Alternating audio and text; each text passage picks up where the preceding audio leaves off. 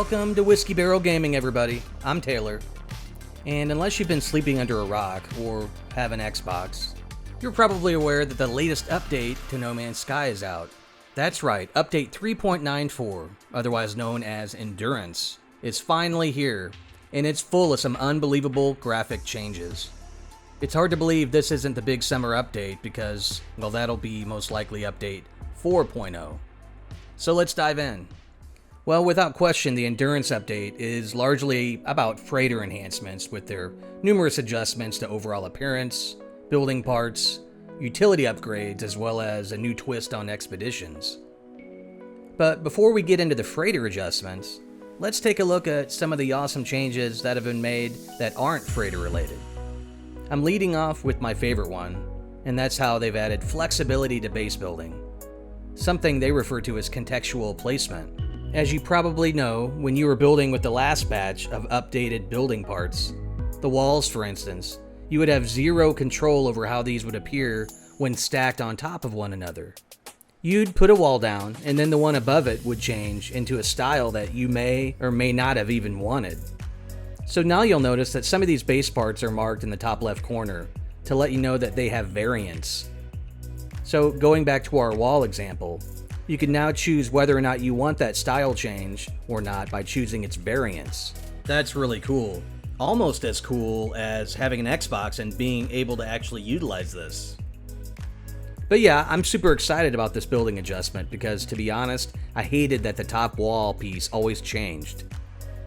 Moving on, even though our capital ships got most of the attention, HG also made some atmospheric adjustments to derelict freighters.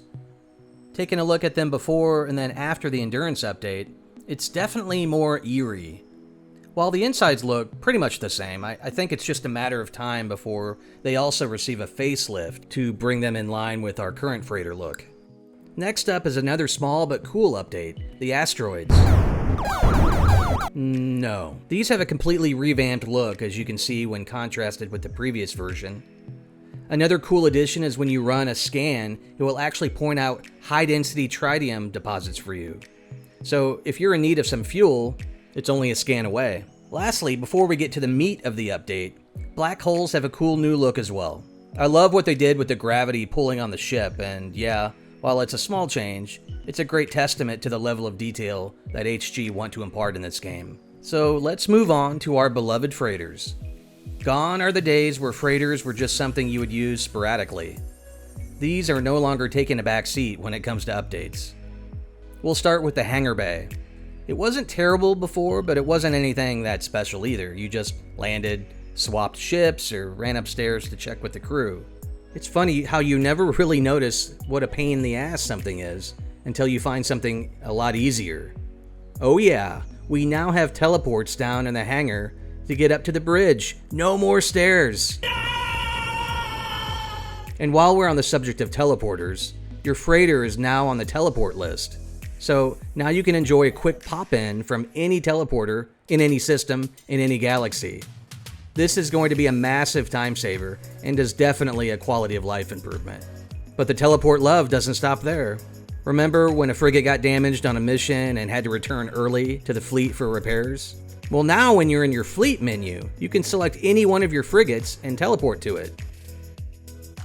This is awesome. Now let's take a look at the internal changes to our freighters. And man, did these get a makeover.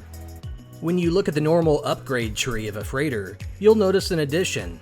We now have an interstellar scanner. So finally, when you're warping in your freighter, you can actually tell what the economy and conflict level of the system is. Now, at this point, you might be wondering about your old base. But honestly, with all the changes, I'm actually pretty excited to start with a blank canvas. If you want to make the indication of a happy little cloud, all you do is just sort of tap. To do that, just go over to the upgrade terminal and scroll down to the reset base. The rest is pretty self-explanatory. As with previous building parts, these will need to be unlocked, however. You'll need salvage frigate modules, 16 in fact. How's that for a number?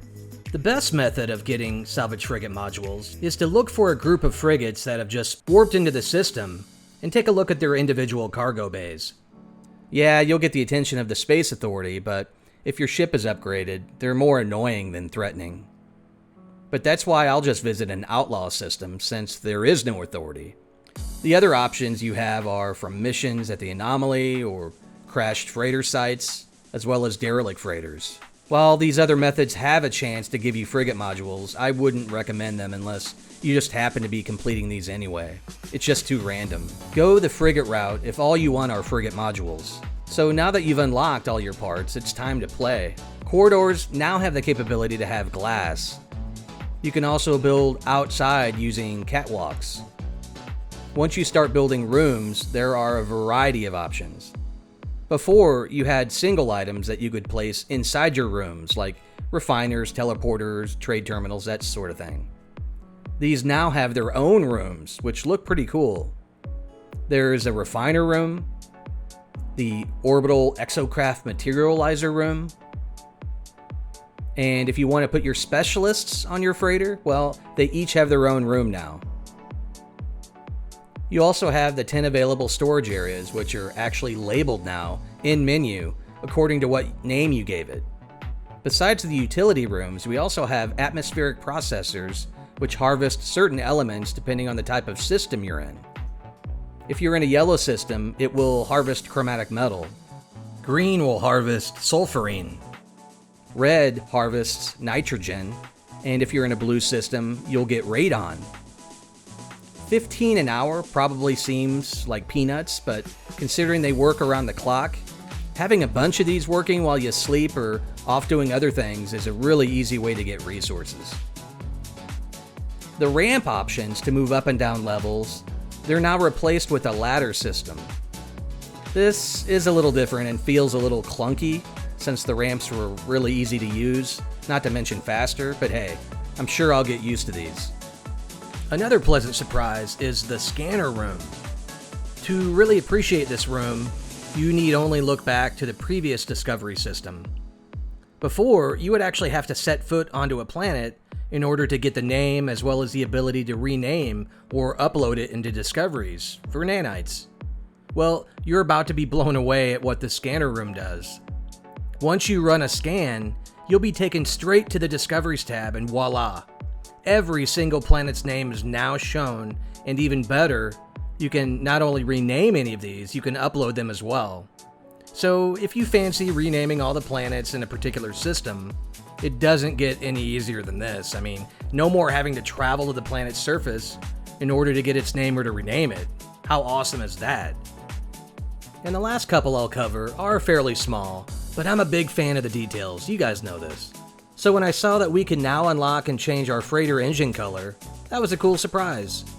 At present, there's only 2 options, but it does look as though we'll be able to unlock more down the road.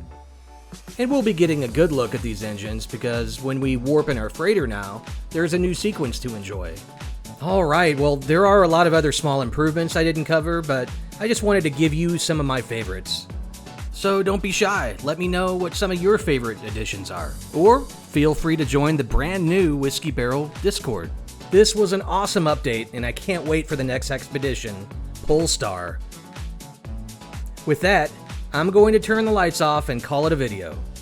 This is Taylor with Whiskey Barrel Gaming, reminding you to have an S-Class day.